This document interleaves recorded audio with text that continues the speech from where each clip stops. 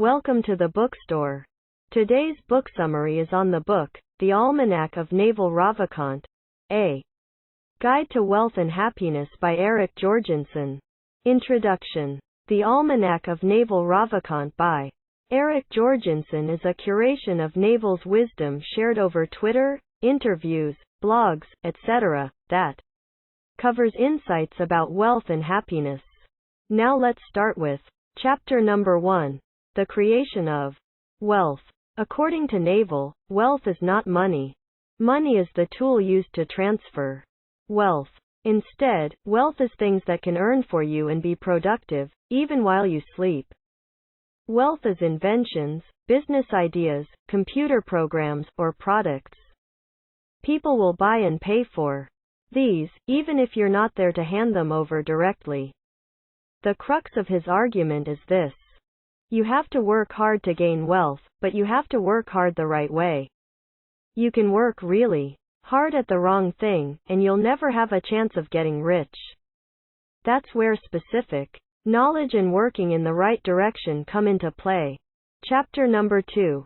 Specific knowledge and talent. Everyone has talents, knowledge, and skills.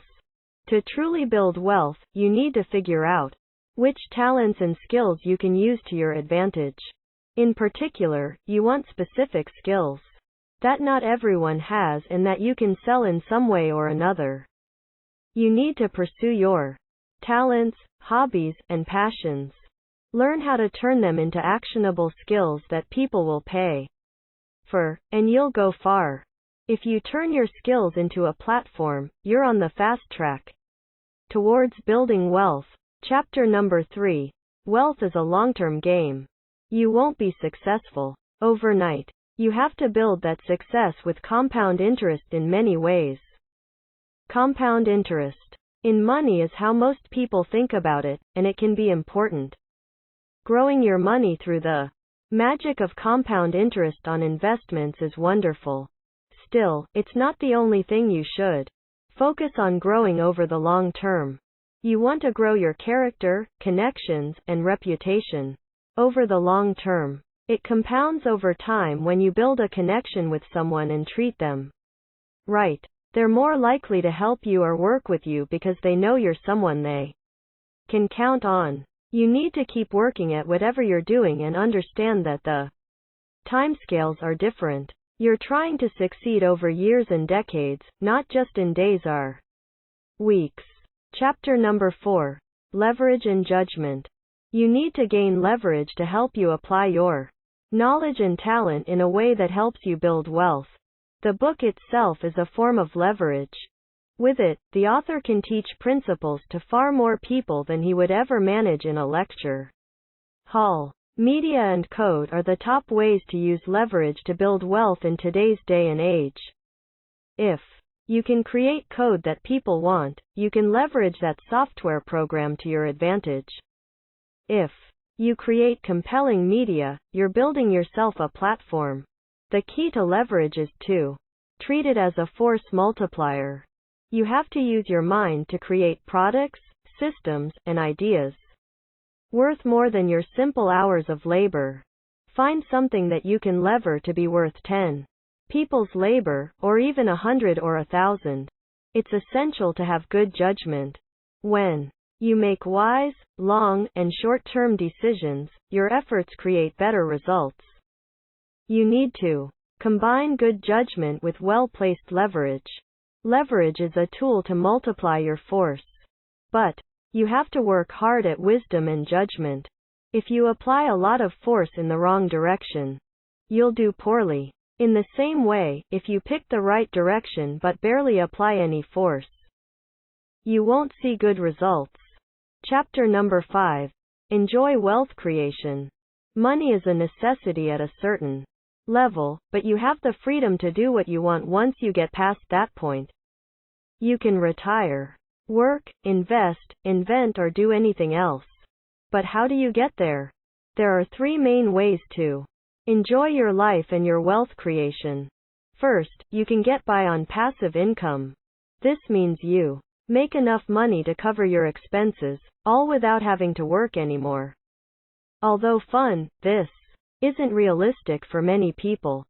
Second, you can become a monk and reduce your spending to as little as possible. For most people, this will not be an enjoyable option at all.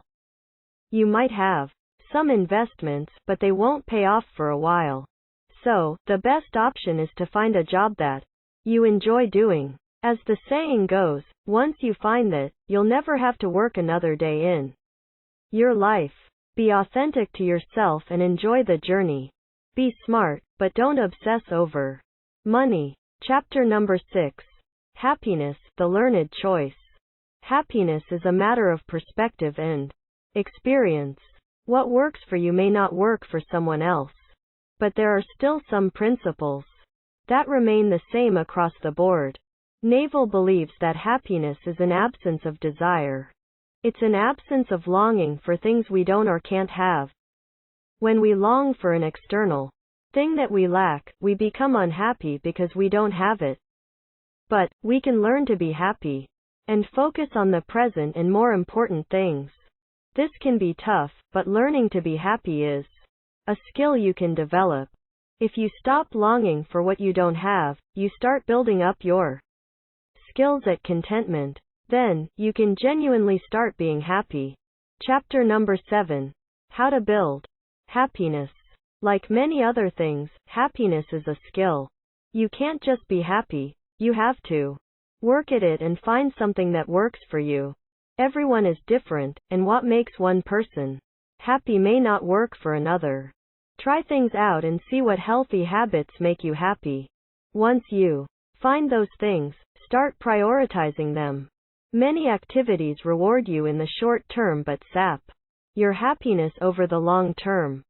Screens, caffeine, sugar, and alcohol are some of the ways we please ourselves in the short term. But over time, our brains depend on these things, and we become unhappy as soon as we can't get them. Try to find activities that make you happy, and adopt a mindset of building them into habits. Don't make happiness the goal to the point where you're even more unhappy when you don't achieve it. Instead, find healthy activities that make you happy and at peace. Chapter number 8. Caring for yourself. You need to take care of your health. This isn't just your body, but your spirit, mind, and family's health. But how do you do that? Our modern world encourages so many distractions and unhealthy habits, from how we dress and move, to our activities, and how we eat. You need to make a conscious choice to take care of yourself and follow specific steps to start. The best place to start is to do something active every day. It doesn't matter what it is, and it doesn't matter when you do it. Yes, it will be challenging, but you'll go a long way if you make it a priority. Succeeding in life by taking care of yourself involves many hard choices. But if you make the hard choices now in the short term, you'll find your long-term results will be well worth it. It may not seem like it at the moment, but eventually, you'll be glad you pushed through. You'll thank yourself for eating healthy, exercising, and taking the time to meditate. Remember, it's all about the long-term game. This isn't just about finances or connections. It's also about things as simple as your health and well-being. Chapter number 9. Growing and building yourself. To truly build and grow yourself, you have to commit to it. You can't just give yourself a soft, "I'll do it someday" attitude. You have to commit to yourself and others. If you tell people that you're going to do something to grow, they can help hold you to it. Building yourself requires habits, which are tough when you can't see immediate results. You have to be impatient with your actions, but patient with your results. You have to build your actions and habits right away but may have to wait for a while for them to come to fruition. Not only that, but you must do things differently to set yourself above the crowd. For example, many people read books on macroeconomics, but how many read Adam Smith? To grow yourself, you need to read, but you don't have to follow society's rules. Study science, but don't just read the same books that everyone else does. 2. Truly grow into a unique person who can succeed, forge your own path, and keep working at it your way. Chapter number 10. The Meaning of Life. According to Naval, there are a few ways to look at the meaning of life. One is to view it through the purposelessness of everything. At the end of time, the universe will decay, and nobody will remember who you were or what you did. That can be tough to accept, though. The other way to look at it is that the meaning of life is personal. You have to find what matters to you, which becomes the meaning of your life. Once you find other people to care about, the meaning of life changes.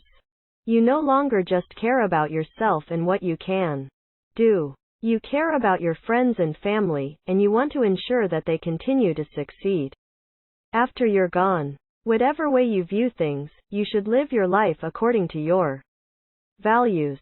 Build things up over the long term, including your character and investments. And do it all without compromising what makes you a good person. Naval personally believes that rational Buddhism is an excellent guiding philosophy. That means we should meditate on the moment and live by our values while continuing to grow and improve. So here we come to the end of this book. Summary. Thank you for listening to the bookstore. Make sure you hit that subscribe button and like the video. Later.